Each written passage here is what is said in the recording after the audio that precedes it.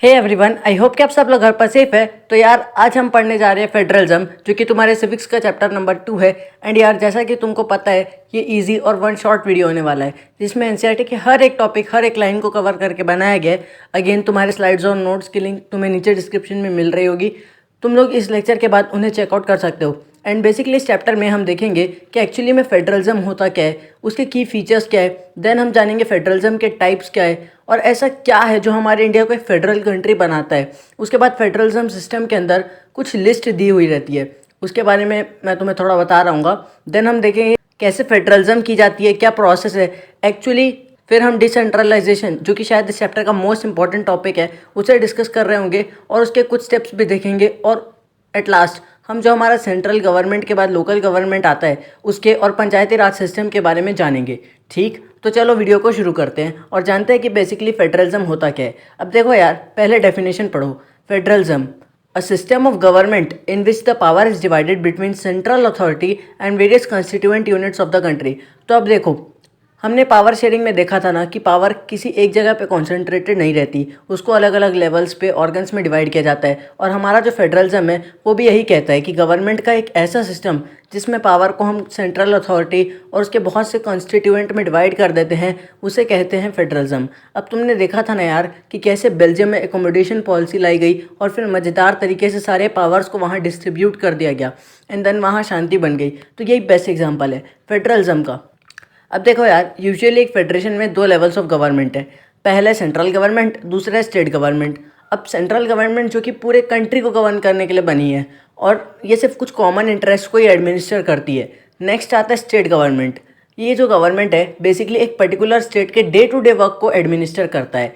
अब देखो यार, ऐसा है ना, हमारा इंडिया बहुत बड़ा है। अगर सब कुछ सिर्फ सेंट्रल गवर्नमेंट को करना पड़ा तो शायद ये उसके लिए बहुत ज़्यादा डिफिकल्ट हो जाएगा कि वो हर एक स्टेट को देखे। तो जब लोकल लेवल पे या स्टेट लेवल्स पे गवर्नमेंट होता है ना, तो सेंट्रल गवर्नमेंट का बर्डन थोड़ा कम हो जाता है। अब हमारे इंडिया में एक लोकल लेवल भी होता है, जिसके बारे में हम लास्ट में बात कर रहे होंगे। ठीक, अब नेक्स्ट पॉइंट में यहाँ कहा गया है कि ये जो दोनों भी लेवल्स रहते हैं, इन दोनों के पास अपने खुद के पावर्स रहते हैं। ये लोग को किसी दूसरे गवर्नमेंट पे डिपेंडेंट नहीं रहना पड़ता और इसकी वजह से किसी भी गवर्नमेंट को डिसइंटीग्रेटेड या एलिनेटेड फील नहीं होता। अब यहाँ पे दो सिस्टम का जिक्र किया हुआ है, जिसमें सबसे पहला आता है यूनिटरी सिस्टम, मतलब एक ऐसा सिस्टम जहाँ सिर्फ वन लेवल ऑफ गवर्नमेंट है, जो कि है सेंट्रल गवर्नमेंट, और बाकी जितने भी है वो सब इस सेंट्रल गवर्नमेंट के सबऑर्डिनेट कहलाते हैं। और यहाँ एक बात और कही गई है कि जो भी order central government, state government या लोकल गवर्नमेंट को पास ऑन करेगा, उनको सेंट्रल गवर्नमेंट के ऑर्डर्स को एक्सेप्ट करना ही होगा, मानना ही होगा। और इस टाइप का जो सिस्टम है ये बेसिकली पाकिस्तान और बांग्लादेश में पाया जाता है। नेक्स्ट आता है फेडरल सिस्टम, जिसमें दो या उससे ज़्यादा लेवल्स ऑफ गवर्नमेंट होते हैं। जैसा कि अभी हमने देखा स्टेट और सेंट्रल गवर्नमेंट, इसमें स्टेट गवर्नमेंट सेंट्रल गवर्नमेंट के अंडर में नहीं आता, क्योंकि दोनों के पास इक्वल पावर्स होते हैं। और इसका बेस्ट एग्जाम्पल है इंडिया एंड यूएसए। इतना समझ आया। अब नेक्स्ट आता है की फीचर्स ऑफ फेडरलिज्म। इसमें सबसे पहला पॉइंट आता है टू और मोर लेवल्स और टीयर्स ऑफ गवर्नमेंट, जिसका सिंपल मीनिंग होता है कि एक फेडरलिज्म में दो गवर्नमेंट है, स्टेट गवर्नमेंट, यूनियन गवर्नमेंट। अगर सिर्फ एक गवर्नमेंट होगा तो पावर शेयर ही नहीं हो पाएगी और एक फेडरल स्टेट या फेडरल कंट्री नहीं बन पाएगा। नेक्स्ट पॉइंट आता है different tears of government have their own jurisdiction in specific matters of legislation, taxation and administration. इसका मतलब है जो अलग लेवल्स है गवर्नमेंट के, ये जो उनके टीयर्स हैं, उन सब के पास अपना खुद का जरिस्डिक्शन है। मीन्स उनके पास एक पर्टिकुलर एरिया है जिन पे वो रूल कर सकते हैं, एडमिनिस्टर कर सकते हैं, लेजिस्लेशन, टैक्सेशन और एडमिनिस्ट्रेशन के मैटर्स में। लेजिस्लेशन मतलब प्रॉपर लॉज को फॉलो करना या देखना कि प्रॉपर लॉज फॉलो हो रहे हैं या नहीं, प्रॉपर लोग टैक्स भर रहे हैं कि नहीं, रूल्स को फॉलो कर रहे हैं नहीं, ये सब। नेक्स्ट पॉइंट सुनो, Constitution specifies jurisdiction at various level so their existence and authority is constitutionally guaranteed। इसका मतलब है हमारे इंडियन कॉन्स्टिट्यूशन ने इन jurisdictions को बहुत सारे लेवल्स में स्पेसिफाई कर दिया है, जिसकी वजह से इनका एग्जिस्टेंस और इनकी जो अथॉरिटी है, ये कहते हुए कि एक पर्टिकुलर jurisdiction के अंदर इतना एरिया आएगा, वो कॉन्स्टिट्यूशनली गारंटेड है और इसकी वजह से हर एक jurisdiction को लीगल अथॉरिटी दी जा रही है। नेक्स्ट पॉइंट है changes in constitution requires consent of both the levels। One cannot change all the fundamental provision। इसका मतलब है अगर हमें अपने इंडियन कॉन्स्टिट्यूशन में चेंजेस लाने हैं, देन इसके लिए दोनों लेवल्स यानी स्टेट लेवल और सेंट्रल लेवल, इन दोनों की परमिशन लगेगी जब दोनों एग्री कर देंगे ये कहते हुए कि हाँ ये जो चेंज आ रहा है या आने वाला है ये हमारे कॉन्स्टिट्यूशन के लिए बेटर होगा, देन ओनली कॉन्स्टिट्यूशन में चेंजेस होंगे। किसी एक के कह देने से कॉन्स्टिट्यूशन में कोई चेंजेस नहीं आ सकते। नेक्स्ट फीचर है courts have the power to interpret whatever is written in the constitution. मतलब कोर्ट्स की ये एक ड्यूटी है कि जो भी चीज़ कॉन्स्टिट्यूशन में लिखा है वो प्रॉपर वे में उसे एक्सप्लेन करे, और जो कोर्ट्स है वो एज एन एम्पायर एक्ट करता है। नेक्स्ट आता है sources of revenue for each levels are specified to ensure the financial autonomy. इसका मतलब है हर लेवल्स के लिए उनका जो सोर्सेज ऑफ रेवेन्यू है उसको इंश्योर कर दिया है। मतलब सपोज सेंट्रल गवर्नमेंट है तो उसके लिए ये फिक्स्ड है कि उसको रेवेन्यू मिलेगा तो हमारे टैक्स से मिलेगा या किसी और चीज़ से मिलेगा, और उनके पास उनका खुद का पैसा इकट्ठा हो जाएगा। उनको किसी से मांगने की ज़रूरत नहीं है, वो जब चाहे तब उस पैसे का यूज़ कर सकते हैं। जो इंडियन फेडरलिज्म है उसमें 28 स्टेट्स और 8 यूनियन टेरेटरीज आते हैं। अब जो एक फेडरल सिस्टम होता है ना उसके दो ऑब्जेक्टिव है। पहला, to safeguard and promote the unity of the country and to accommodate regional diversity. मतलब पहले तो जो एक कंट्री का कॉन्स्टिट्यूशन है उसमें सब लोग साथ मिलकर रहेंगे, यूनिटी बनी रहे, ठीक, और सबको प्रॉपर सिक्योरिटी मिले, उनके राइट्स सिक्योर्ड रहें। नेक्स्ट आता है कि हर किसी के रीजन को प्रॉपर रिस्पेक्ट मिले, उनके डाइवर्सिटी को इक्वल राइट्स मिले, किसी को भी एलिनेटेड फील ना हो। अगर सिर्फ सेंट्रल गवर्नमेंट गवर्न करेगा तो हो सकता है कि रीजनल डाइवर्सिटीज़ में किसी एक को ज़्यादा इंपॉर्टेंस मिल जाए, बट क्योंकि पावर शेयर्ड है ऐसा नहीं होता। और ये सभी जितने फीचर मैंने तुमको बताए ये सब हमारे इंडिया में प्रेजेंट है, जिसकी वजह से हमारा इंडियन एक फेडरल कंट्री कहलाता है। नेक्स्ट आता है टाइप्स ऑफ फेडरलिज्म। अब यार फेडरलिज्म दो टाइप का है, पहला है कमिंग टुगेदर फेडरेशंस और दूसरा है holding together federations. Coming together federation में ना ऐसा होता है कि जो इंडिपेंडेंट स्टेट्स है जैसे महाराष्ट्र, मध्य प्रदेश वगैरह वगैरह, ये सब अपने आप में कोलैबोरेट करते हैं, एक साथ आते हैं और एक बड़ी यूनिट फॉर्म कर देते हैं। मतलब सारी स्टेट्स की पावर एक साथ आके एक बड़ा पावरफुल सिस्टम रेडी करता है। अब यार ऐसा है ना कि जितने भी कंस्टिट्यूएंट स्टेट्स हैं उन सब के पास इक्वल पावर्स होती है, और जब ये सारी पावर्स साथ में आ जाती है किसी पर्टिकुलर कंट्री का स्ट्रॉन्ग फेडरल गवर्नमेंट रेडी हो रहा होता है, और इसका एग्जांपल है यूएसए और ऑस्ट्रेलिया। अब देखो होल्डिंग टुगेदर फेडरेशन का सिंपल मीनिंग है पावर को होल्ड करके रखना। इसमें ना जो बड़ी कंट्रीज़ है वो अपने पावर्स को नेशनल, लोकल और स्टेट लेवल पे डिवाइड कर देते हैं।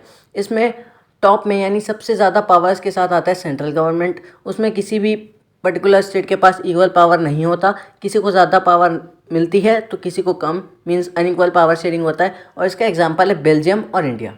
अब यार यहाँ पे जुरिसडिक्शन की डेफिनेशन मैंने डाल रखी है जिसे तुम्हें एक बार खुद से रीड कर, वैसे तो मीनिंग मैंने तुम्हें ऑलरेडी समझा दिया है, फिर भी एक बार रीड कर लेना। अब नेक्स्ट आता है कोलिशन गवर्नमेंट। इसे मैंने पावर शेयरिंग में तुम्हें बता दिया था, पर एक बार फिर से सुन लो। जब दो या उससे ज़्यादा पार्टीज एक साथ आती है, एक कोलिशन फॉर्म करती है, एक अलायंस फॉर्म करती है, तो वो लोग एक गवर्नमेंट फॉर्म कर रहे होते हैं और उस गवर्नमेंट को कोलिशन गवर्नमेंट कहा जाता है। अब हम देखते हैं कि ऐसा क्या है कि हमारा इंडिया एक फेडरल कंट्री कहलाता है। तो इसमें सबसे पहले तो ये कहा गया है कि हमारे यहाँ दो लेवल्स या टीयर्स ऑफ गवर्नमेंट है, स्टेट और सेंट्रल गवर्नमेंट। और जो थर्ड टीयर है फेडरलिज्म का, इसको हमारे इंडिया में पंचायत एंड म्यूनिसिपैलिटीज़ का नाम पे ऐड किया गया है, और हमारे कॉन्स्टिट्यूशन ने इन्हें भी इनका जुरिसडिक्शन दे दिया है। जैसा कि मैंने तुम्हें अभी बताया, हमारे इंडिया में होल्डिंग टुगेदर फेडरेशन यूज़ होता है, जिसमें एक बड़ी गवर्नमेंट से पावर लेके छोटे लेवल्स में डिस्ट्रीब्यूट कर दिया जाता है। तो इसी वजह से इंडियन कॉन्स्टिट्यूशन ने ये डिक्लेयर कर दिया है इंडिया यूनियन ऑफ स्टेट्स है, मीन्स सारे स्टेट्स मिलके एक प्रॉपर फेडरल सिस्टम या कंट्री फॉर्म कर रहे हैं। अब देखो यार, अगर हमें पावर शेयरिंग अरेंजमेंट को चेंज करना है तो पार्लियामेंट के दोनों हाउसेस और 2/3 मेजॉरिटी, मतलब 3 में से 2 लोगों की अनुमति की ज़रूरत होती है। फिर उसको हम लेजिस्लेचर्स जो लॉज बनाता है उससे पास करवाएंगे, और साथ साथ जब आधी जनता एग्री करेगी तभी जो पावर शेयरिंग का अरेंजमेंट है वो चेंज होगा। अगर पावर शेयरिंग करते वक्त कोई भी डिस्प्यूट अराइज होता है तो सुप्रीम कोर्ट्स या हाई कोर्ट्स डिसीजन बनाएंगे, और वो जो डिसीजन लेगा वही फाइनल डिसीजन हो। अब हम 3 टाइप्स ऑफ लिस्ट को पढ़ने वाले हैं, जिसमें सबसे पहला आता है स्टेट लिस्ट। इसमें स्टेट एंड लोकल लेवल के इंपॉर्टेंस को मेनली देखा जाता है, और इस लिस्ट में स्टेट गवर्नमेंट अकेले लॉज बनाएगा, कोई और गवर्नमेंट उसकी जगह पे लॉज नहीं बना सकता। इसका एग्जांपल है पुलिस, ट्रेड, कॉमर्स। नेक्स्ट आता है यूनियन लिस्ट, जिसमें नेशनल इंपॉर्टेंस के सब्जेक्ट्स आते हैं जैसे डिफेंस ऑफ कंट्री। इस लिस्ट के अकॉर्डिंग यूनियन गवर्नमेंट अकेले लॉज बना सकता है, किसी भी और गवर्नमेंट को लॉज बनाने का हक नहीं है। नेक्स्ट आता है कॉन्करेंट लिस्ट, ऐसा लिस्ट जिसमें दोनों यूनियन और स्टेट गवर्नमेंट के सब्जेक्ट्स आते हैं। इसमें स्टेट और यूनियन गवर्नमेंट दोनों लॉज बना सकते हैं, पर अगर उनके लॉज कन्फ्लिक्ट कर जाते हैं देन सेंट्रल गवर्नमेंट लॉज बनाएगा और उसका बनाया गया लॉ ही यूज़ किया जाएगा। इसका एग्जांपल है फॉरेस्ट और एजुकेशन। नेक्स्ट आता है रेसिड्यूरी सब्जेक्ट। इसमें वो सब्जेक्ट्स आते हैं जिनको बाकी की 3 लिस्ट में इंक्लूड नहीं किया जाता। इसके तहत सेंट्रल गवर्नमेंट अकेले लॉज बना सकता है और इसका एग्जांपल है साइबर सिक्योरिटी। अब आता है यूनियन टेरिटरीज। यार देखो, ये कुछ ऐसे स्मॉल एरियाज होते हैं जो कभी स्टेट्स नहीं बन सकते और ना ही कभी किसी दूसरे एग्जिस्टिंग के स्टेट्स के साथ मर्ज कर सकते हैं। और जो गवर्नमेंट होती है उनके पास ये राइट होता है कि अगर चाहे तो वो इन छोटे एरियाज़ को अपने कब्जे में ले सकते हैं।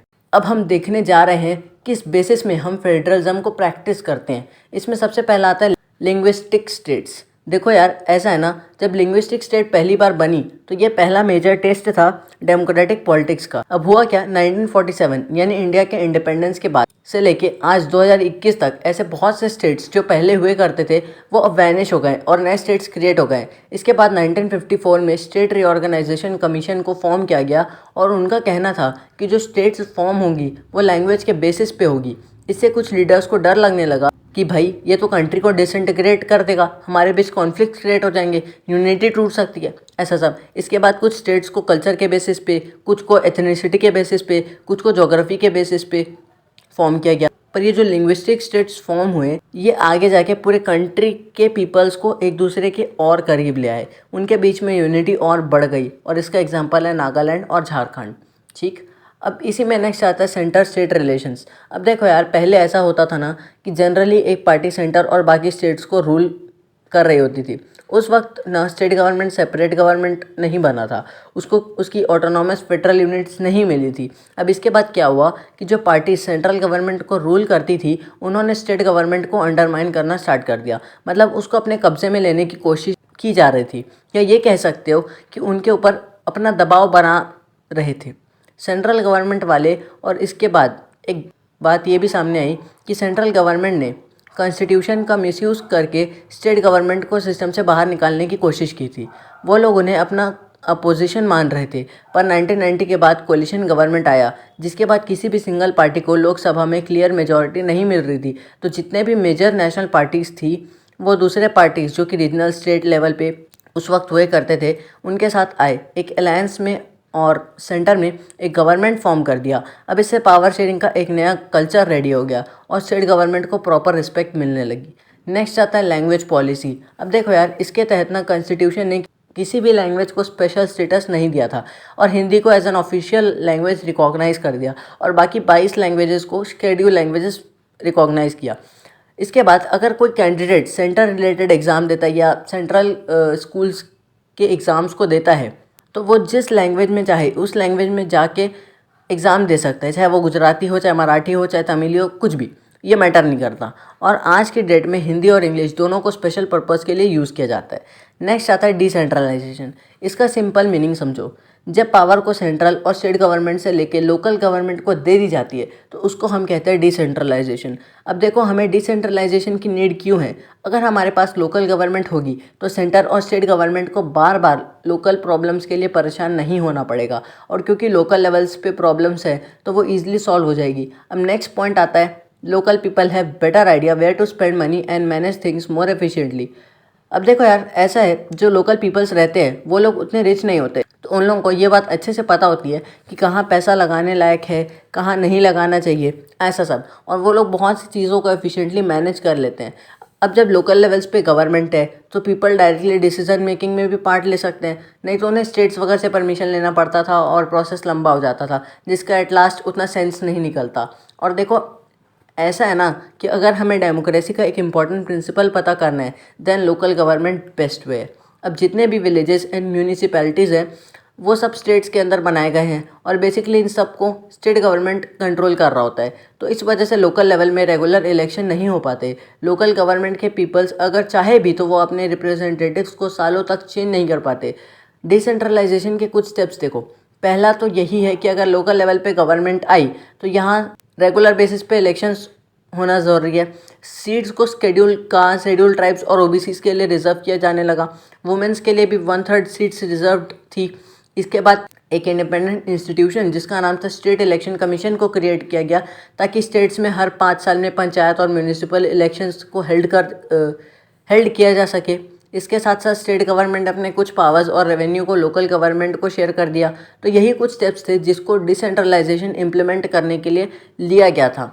नेक्स्ट एंड लास्ट टॉपिक आता है लोकल गवर्नमेंट। अब यार ऐसा है, लोकल गवर्नमेंट को state government and urban local government में डिवाइड कर दिया गया है।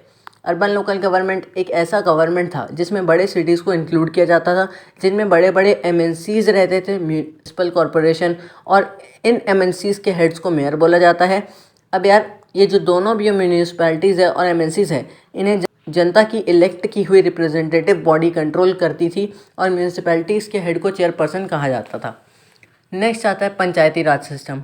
मेनली ये रूरल एरियाज़ के लोकल गवर्नमेंट थे, जिसके अंदर में पहला आता है ग्राम पंचायत। जैसा कि तुम्हें इसके बारे में पता होगा, जब बहुत से लोग आके एक कम्युनिटी फॉर्म करते हैं तो उन्हें कहते हैं पंच, और उस पंच के प्रेसिडेंट को कहते हैं सरपंच। इनको वहाँ के 18 साल के ऊपर वाली पॉपुलेशन इलेक्ट करती है, जिन्हें ग्राम सभा कहा जाता था। और साल में 2-3 बार लोगों के बीच में पंचायत बुलाई जाती थी, ताकि जिसके बाद एनुअल बजट रेडी होता था और ये लोग अपनी ग्राम पंचायत को बड़ा बना रहे होते हैं। नेक्स्ट आता है पंचायत समिति। अब इसमें कुछ ग्राम पंचायत के ग्रुप एक साथ आकर एक ग्रुप बनाते हैं, जिसे कहते हैं पंचायत समिति। इनको पंचायत के मेंबर्स इलेक्ट करते हैं और ये लोग सिर्फ अपने ब्लॉक को या अपने एरिया को सुधारने के लिए कमेटी फॉर्म करते हैं। इसमें लास्ट आता है ज़िला परिषद। अब देखो, जितने भी पंचायत समितिज़ होते हैं वो सब लोग जब एक साथ आ जाते हैं तो जिला परिषद फॉर्म होता है। एक रीजन के जितने भी एमपीज़ और एमएलएज़ को इलेक्ट किया जाता है वो लोग वहीं के मेंबर कहलाते हैं, और जो पॉलिटिकल हेड होता है इस जिला परिषद का, उसे चेयरपर्सन्स कहा जाता है। तो ये जो सिस्टम था ये कैसे चलता है, फिर से देखो, वार्ड मेंबर्स मिलके ग्राम पंचायत बनाएंगे, अब ये ग्राम पंचायत वाले मिलके पंचायत समिति बनाएंगे, और लास्ट में ये पंचायत समिति वाले मिलके जिला परिषद फॉर्म करेंगे। समझे? इसमें last significance of local government. Overall एक लोकल गवर्नमेंट में 36 लाख इलेक्टेड रिप्रेजेंटेटिव्स होते हैं। अभी जो हमारा कॉन्स्टिट्यूशनल स्टेटस है उसने डेमोक्रेसी को और बड़ा बना के रख दिया है, और इसकी वजह से वुमेंस को ज़्यादा रिप्रेजेंटेशन मिलने लग गया है। तो बेसिकली यार यही सब कुछ चीज़ें थी इस चैप्टर में, जिसका full NCERT line by line explanation मैंने तुमको दे दिया है। अब जाके तुम लोग एक बार स्लाइड्स, नोट्स और एनसीईआरटी को एक बार रीड कर लेना। अगर वीडियो पसंद आई लाइक शेयर सब्सक्राइब कर देना। अगर डाउट्स है तो कमेंट कर देना या इंस्टा पे डीएम कर सकते हो। मिलेंगे जल्दी नेक्स्ट वीडियो में, तब तक के लिए stay home stay safe, good bye.